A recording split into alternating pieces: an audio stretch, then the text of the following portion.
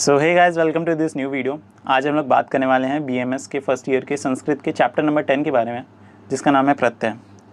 तो अगर प्रत्यय की बात करते हैं तो ये बहुत वास्ट टॉपिक होता है, जो कि बहुत कॉन्सेप्चुअल होता है। ये जनरली कॉम्पिटिटिव एग्जाम्स में बहुत पूछा जाता है। और अगर आप यूट्यूब पर सर्च करते हैं प्रत्यय, तो वो जो कॉम्पिटिटिव एग्ज़ाम्स वाले वीडियोज़ हैं, जो कि बहुत डिटेल हैं, बहुत वास्ट हैं, वो आ जाता है।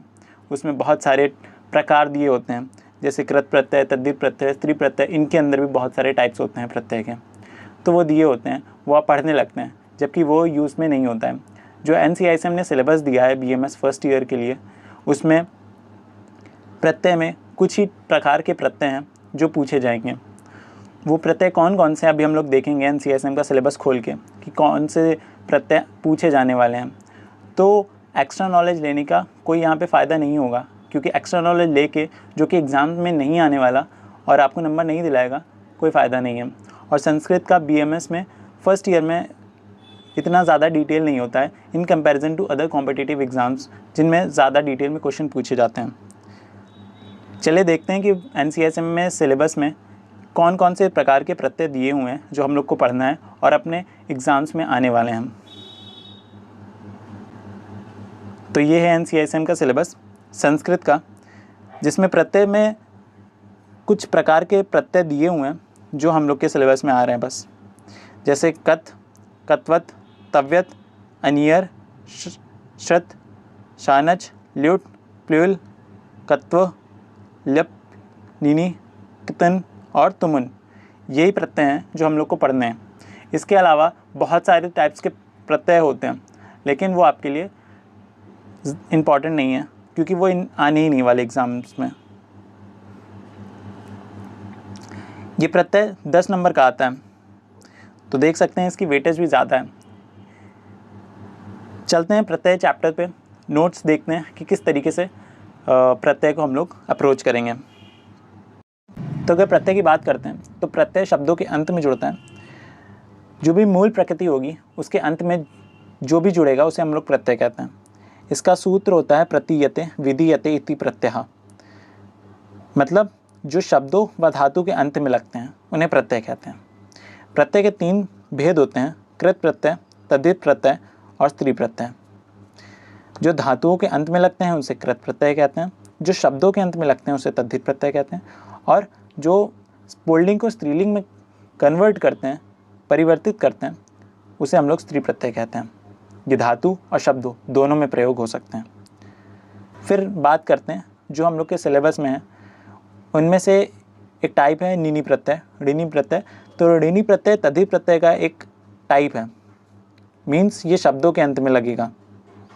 ठीक है, जब किसी व्यक्ति या वस्तु में किसी चीज़ के होने का बोध हो रहा होगा तब हम लोग इस प्रत्यय को यूज़ करेंगे। जैसे किसी व्यक्ति में प्राण है, तो वहाँ पे जब हम लोग संस्कृत ट्रांसलेशन करेंगे तो प्राण को इस तरीके से लिखेंगे, और इसी को प्रत्यय बोलते हैं, जो आखिर में जुड़ता है शब्द के और संस्कृत ट्रांसलेशन में मदद करता है। इसके शेष की बात करते हैं तो इसका शेष होता है इन। अब आप पूछेंगे कि शेष क्या होता है? शेष जो आखिरी में बचता है। जैसे ऋणी प्रत्यय है, उसका एक हायर लेवल पे डेरिवेशन होता है संस्कृत ग्रामर में। कुछ शब्द या अल्फ़ाबेट्स आके जुड़ते हैं, कुछ निकलते हैं, कुछ का लोप होता है, कुछ का आगमन होता है। उसके बाद आखिर में जो भी बचता है उसे हम लोग शेष कहते हैं। ये आकारांत शब्दों में ही प्रयोग होता है। आकारांत शब्द वो होते हैं जिनके आखिरी में छोटा आ रहा होता है। जैसे प्राण है, तो प्राण में आखिर में ड़ा है, पूरा ड़ा है, तो इसमें अगर हम लोग इसका अलग अलग करते हैं तो ड़ा और आ जुड़ता है, उसके बाद ही ये ड़ा बनता है। ठीक है, तो देख रहे हैं इसके आखिर में छोटा आ रहा है, तो ये आकारांत शब्द हैं। इसमें जितने भी आकारांत शब्द होते हैं उसमें ऋणी प्रत्यय प्रयुक्त होता है, यूज़ होता है। जैसे प्राण, अधिकार, साहस, ज्ञान। किसी व्यक्ति में साहस है तो वहाँ ऋणी प्रत्यय यूज़ होगा। मोहन के अंदर ज्ञान है, उसके पास यह अधिकार है, तो ऐसे वाक्यों में ऋणी प्रत्यय आता है प्रयोग में। अब इसमें शेष था इन, तो आखिर में इन जुड़ जाएगा, प्राण के आगे इन जुड़ जाएगा, तो ये हो जाएगा प्राणिन। ठीक है, इतना समझ में आ गया कि आखिर में जुड़ जाएगा इन और प्राणिन बन जाएगा। पुल्लिंग के लिए ये प्राणी ही रहेगा और स्त्रीलिंग के लिए प्राणिनी। सेम अधिकार के लिए भी होगा, अधिकार के आखिर में इन जुड़ जाएगा और अधिकारिन हो जाएगा। साहस के आखिर में इन जुड़ जाएगा और साहसिन हो जाएगा। ज्ञान के आगे भी इन जुड़ने पे ज्ञानिन हो जाएगा। तो ये था ऋणी प्रत्यय। पुल्लिंग के लिए प्राणी, अधिकारी, साहसी, ज्ञानी ऐसे शब्दों का प्रयोग करेंगे, और स्त्रीलिंग के लिए प्राणिनी, अधिकारिणी, साहसिनी, ज्ञानिनी, इस तरीके से शब्द बनेंगे। फिर बात करते हैं कृत प्रत्यय की। तो ये धातुओं के अंत में जुड़ते हैं। इसके दो प्रत्यय हैं टाइप, जो कि हम लोग साथ में पढ़ेंगे, क्योंकि इनमें एक चीज़ कॉमन होती है, ये इसका शेष यू जो होता है और लिविल प्रत्यय का वो जो होता है, इसका शेष यू। आप कहेंगे कि ये कैसे याद होगा, तो इसके नाम से ही आपको समझ में आ रहा है कि इसका शेष यू रहेगा और इसमें वो रहेगा। ठीक है, इस यू का आखिर में अन रह जाता है और इसका अक रह जाता है। इसकी पहचान की बात करें तो नम और डम रहेगा। ठीक है, नम और डम। जैसे आ ना है अन, इसमें माँ का आगमन हो जाएगा तो ये नम हो जाएगा, और नम को रम भी लिखते हैं। ये खाली नपुंसक लिंग के लिए प्रयोग होगा, और ये पुल्लिंग, स्त्रीलिंग और नपुंसक लिंग तीनों के लिए प्रयोग होगा। अन और अक, ये आपको याद होना चाहिए कि ये किस प्रत्यय के शेष होते हैं, और पहचान भी याद होनी चाहिए। जैसे इसमें अक है, अक आपको पता चल गया, अब आपको अक याद हो गया और अन याद हो गया, तो सिंपली आप आखिर में क्या जुड़ेगा वो आपको पता चल जाएगा। जैसे अन है तो अन में नम और डम रहेगा। अक है तो इसमें पुल्लिंग में तो अका, इका और अकम जुड़ेगा। ठीक है,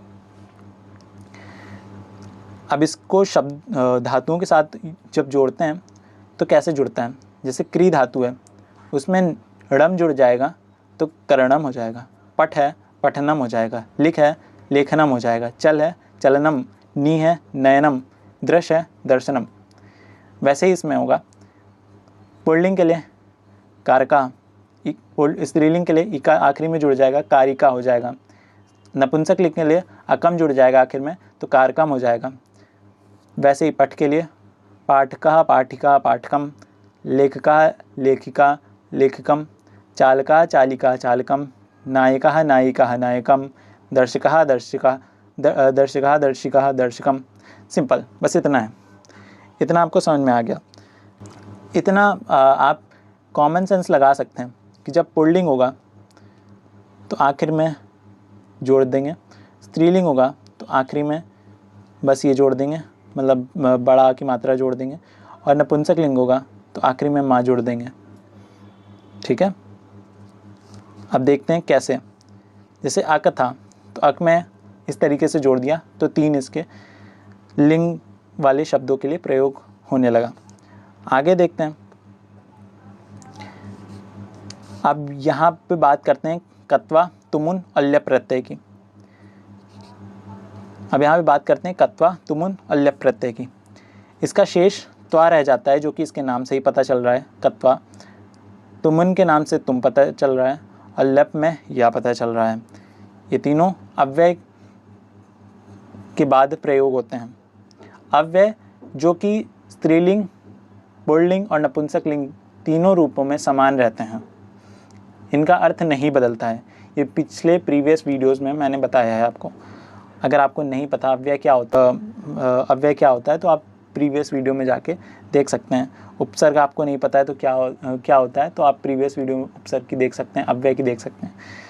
ठीक है। उपसर्ग 22 उपसर्ग होते हैं, पापराप समनु अवनिस निर्दूर वी आंगनी अधि अपि अमी सु, और ये सब उपसर्ग होते हैं 22। ठीक है। तो ये पूर्व कालिका क्रिया में प्रयोग होता है और ये भविष्य काल में होता है। इसकी पहचान त्वा और टवा होती है, जो कि शेष से ही पता चल रही है। इसकी पहचान भी तुम या तुम होती है, और इसमें या जुड़ा होता है। ठीक है, उपसर्ग में या जुड़ा होता है, तो इसकी पहचान वो होती है। उदाहरण की बात करते हैं, जैसे पठ एक एग्जाम्पल है, तो उसमें त्वा जुड़ जाएगा तो पठित्वा हो जाएगा, चल है तो चलित्वा हो जाएगा, क्रिय है तो कृत्वा हो जाएगा, दृश्य है तो दृष्टवा हो जाएगा। अब बात करते हैं तुमन प्रत्यय की।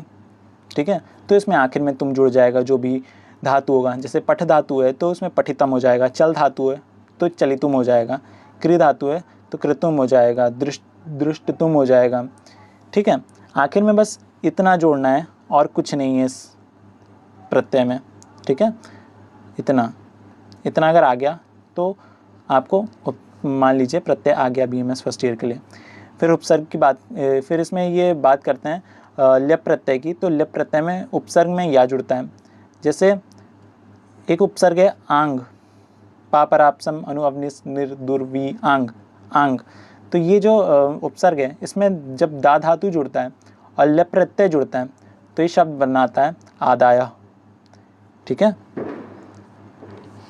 पहचानना है, जैसे कोई दे दिया तो समपठ्य, तो सम हम लोग को पता है एक उपसर्ग होता है, पठ एक धातु होती है और आखिरी में या जुड़ा हुआ है, मीन्स लप प्रत्यय जुड़ा हुआ है।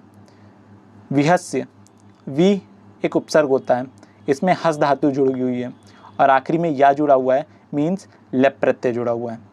ठीक है, तो इससे इसकी पहचान हो जाएगी। फिर बात करते हैं कत और कत्वतु प्रत्यय के बारे में। इसमें शेष ता रह जाता है, इसमें शेष तवत रह जाता है। कैसे, ये इसके नाम से ही पता चल रहा है। कत में ता रह गया शेष और इसमें तवत रह गया। ठीक है, इसमें इसको कहीं कहीं पे कत्वत प्रत्यय भी बोलते हैं और कत्वतु भी बोलते हैं। तो तवत आखिरी में शेष रह जाएगा, इसमें ता रह जाएगा। काल की बात करते हैं तो भूतकाल, ये भी भूतकाल में होगा। दोनों में ये चीज़ कॉमन है। इसको निष्ठा संज्ञक प्रत्यय भी कहते हैं। ठीक है, ये इसका दूसरा नाम है इन दोनों का। पहचान ता, ना, टा, का, वा, ये आपको पता होना चाहिए। कत प्रत्यय, उसका शेष ता था तो उसका पहचान भी ता ही है, तो इसमें कोई बड़ी बात नहीं है। ता, ना, टा, का, वा। और ये तत्वतु प्रत्यय है तो बीच में टव, तव, नव, कव और वव जुड़ा होगा। जैसे कृतवान है तो यहाँ तव जुड़ा है, यहाँ तव, यहाँ तव, यहाँ नव, नव, नव, वव, वव, वव। ठीक है, तो बस इतना था इसका पहचान। उदाहरण की बात करते हैं, क्री धातु, पठ धातु, वच धातु, भिद, पच। तो क्री धातु है, क्री धातु कृता, कृता, कृतम। सिंपल, जैसे सब में कर रहे हैं। पुल्लिंग के लिए यहाँ पे बिंदी जोड़ देते हैं और इसको बड़ी आ की मात्रा जोड़ देते हैं और यहाँ पे माँ जोड़ देते हैं। ठीक है, इसी ऐसे ही पठ का हो जाएगा। पठिता, पठिता, पठितम, उक्ता, उक्ता, उक्तम, भिन्नः, भिन्ना, भिन्नम। ठीक है, ता है और आखिरी में जुड़ रहा है, इसमें बीच में तव है। कृतवान, कृतवती, कृतवत। पठवान, पठितवान, पठितवती, पठितवत। उक्तवान, उक्तवती, उक्तवत। भिन्नवान, भिन्नवती, भिन्नवत। पक्ववान, पक्ववती, पक्ववत। ठीक है, तो इतना ये था कत प्रत्यय और कत्वतु प्रत्यय का। उसके बाद बात करते हैं तव्यत और अनीय प्रत्यय की। तो इसमें शेष रह जाता है तव्य और इसमें अनीय, जो कि इसके नाम से ही पता चल रहा है। मोस्ट ऑफ द प्रत्यय में क्या शेष रह रहा है वो उसके नाम से ही पता चल जाएगा, और क्या पहचान है वो भी उसके शेष से पता चल जाएगा। उसका उदाहरण क्या है, कैसे जुड़ेगा वो शब्दों में, वो बस आपको जो भी पहचान होती है उसमें जोड़ना होता है। ठीक है, जैसे तव्य है। ठीक है, अब पुल्लिंग के लिए ऐसे ही होगा, सब में हो रहा है तव्य या टव्य। स्त्रीलिंग के लिए तव्या या टव्या, तव्यम या टव्यम। ठीक है, इसमें कोई, ये सब सेम चलते आ रहे हैं। ठीक है, सेम यही अनियम में होगा, अनिया या अणियम, अनिया या अणिया, अनियम या अणियम। ठीक है, सब में सेम है। पहचान पता चल गया। अब सिंपल सी बात है, जो पहचान है इसको धातु में आखिर में जोड़ दो। पठ है, पठित, पठितव्या, पठितव्या या पठितव्यम। ऐसे क्री है, क्री के लिए है, हस के लिए और दृश्य के लिए।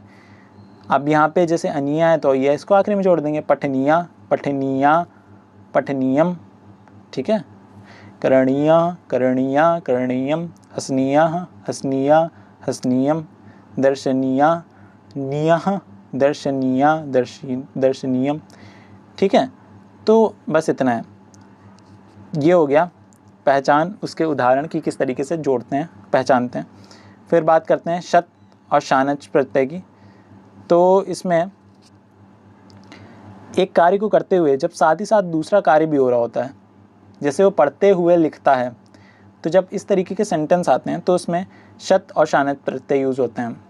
शत प्रत्यय वहाँ यूज़ होता है जहाँ पे परस्मैपदी धातुएं होती हैं, और शानच वहाँ जहाँ आत्मनेपदी धातुएं होती हैं। अब परस्मैपदी और आत्मनेपदी क्या होती हैं, यह मैंने धातु रूप में आपको बताया। मैं यहाँ पे भी एक बार फिर से बता देता हूँ।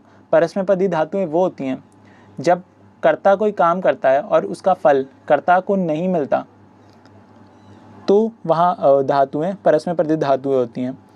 और आत्मनेपदी वो धातुएं होती हैं जब कर्ता कोई कार्य करता है और उसको उसका फल मिलता है, तो वहाँ पे आत्मनेपदी धातुएं होती हैं। ठीक है, यहाँ पे आखिरी में शेष है अत, और इसका है मान। ठीक है, अत में पुल्लिंग में अन हो जाएगा, स्त्रीलिंग में अंति हो जाएगा, और नपुंसकलिंग में अत हो जाएगा। जैसे पठन, पठ है, पठन, पठंती, पठत। लिख है, लिखन, लिखंती, लिखत। हस, हसन, हसंती, हसन। ठीक है, बस इतना है। यहाँ आन है, आन, आनह, आना और आनम। तो सेव है जैसे। तो ये जो धातुएं हैं ये हैं परस्मैपदी धातुएं, और ये जो धातुएं हैं ये हैं आत्मनेपदी धातुएं। सेव, तो सेवमान, आखिरी में बस यही जोड़ना है। ठीक है, आखिरी में बस यही जोड़ना है। सेव का सेवमान, सेवमाना, सेवमानम। मृदु का मृदु का मोदमान, मोदमाना, मोदमानम। वृत्त का वर्तमान, वर्तमाना और वर्तमानम। ठीक है, ये हो गया शत और शानत प्रत्यय। फिर बात करते हैं तिन प्रत्यय की। तो तिन प्रत्यय में भाववाचक संज्ञा बनाने के लिए ये प्रयुक्त होता है। इसका शेष ती रहता है और इसकी पहचान भी ती ही है। तिन प्रत्यय शब्दों के रूप मति के समान चलते हैं। ठीक है, ये स्त्रीलिंग एकारांत ही शब्द बनाते हैं। ठीक है, इसमें खाली स्त्रीलिंग और इकारांत शब्द ही होते हैं। इकारांत मतलब छोटी की मात्रा होगी, जैसे ती है, ती किसी में आखिर में जुड़ रहा है तो शब्द जो बनेगा वो इकारांत ही तो होगा और स्त्रीलिंग होगा, पुल्लिंग और नपुंसकलिंग नहीं होगा। जैसे क्री है तो कृति हो जाएगा, ची है तो चिति हो जाएगा, गा है तो गीति हो जाएगा, र है तो रति हो जाएगा, ख्या है तो ख्याति हो जाएगा, वच है तो उक्ति हो जाएगा, प्रीति हो जाएगा, सुप्ति हो जाएगा। ठीक है, तो बस आखिर में ती जोड़ना है आपको। ये भी एक इजी सा प्रत्यय था, तिन प्रत्यय। तो जो जितने भी प्रत्यय मैंने बताए, जैसे तिन प्रत्यय, शत शानत प्रत्यय, तव्यत और अनियर प्रत्यय, कत और कत्वत्तु प्रत्यय, कत्वा तुमुन ल्यप प्रत्यय। ठीक है, या फिर ये जो प्रत्यय शुरुआत के बताए थे, ल्युत और लिवल प्रत्यय। ठीक है, और ये ऋणिनी प्रत्यय। इतने प्रत्यय जो आपके सिलेबस में सिर्फ उतने ही मैंने बताए हैं, वरना प्रत्यय बहुत सारे होते हैं और जब पहली वाली बार बच्चा पढ़ रहा होता है तो बहुत कंफ्यूज हो जाता है, बहुत दिक्कत होती है उसको। एक बार में अगर प्रत्यय आपको आ रहा है तो सच में आप बहुत ब्रिलियंट है। अगर नहीं आ रहा है तो कोई बात नहीं, जनरली ज़्यादातर बच्चों को एक बार में प्रत्यय नहीं आता है। इसको आप फिर से पढ़िएगा, इसके नोट्स बनाइए, नोट्स को देखिए कि कैसे क्या हो रहा है, तो उससे आपको समझ में आ जाएगा, बेस क्लियर हो जाएगा। यूट्यूब पे भी ऐसा कोई खास प्रत्यय की BMS के लिए वीडियो नहीं पड़ी हुई है। वन शॉट में मैंने पूरा प्रत्यय समझाने की कोशिश की है। अगर नहीं आया हूँ आपको तो फिर से एक बार वीडियो रिवाइंड करके देखिए, आपको पक्का समझ में आ जाएगा। ये नोट्स मैंने दिए हुए हैं एकदम प्रिसाइज कॉम्पैक्ट बना के, ये नोट्स आपको कहीं नहीं मिलेंगे।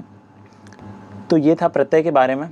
BMS फर्स्ट ईयर के लिए इतना मोर देन इनफ है, इतना आप पढ़ ले रहे हैं तो कोई दिक्कत नहीं आने वाली है आपकी यूनिवर्सिटी एग्ज़ाम में। बाकी जितने भी और चैप्टर्स बाकी हैं, आखिरी का विशेषण विशेष्य बाकी है, पेपर 1 फिर हम लोग का कंप्लीट हो जाएगा, वो भी जल्दी आ जाएगी वीडियो। तो चैनल को सब्सक्राइब करिए, बेल आइकन दबा दीजिए ताकि जितने भी वीडियोस आती जा रही हैं उसी हिसाब से आप पढ़ाई करते जाइए और यूनिवर्सिटी एग्ज़ाम से पहले जो पूरा संस्कृत का सिलेबस है वो कंप्लीट हो जाए। मिलते हैं आपसे एक नई वीडियो में, तब तक के लिए पढ़ाई करते रहिए। Tata bye bye.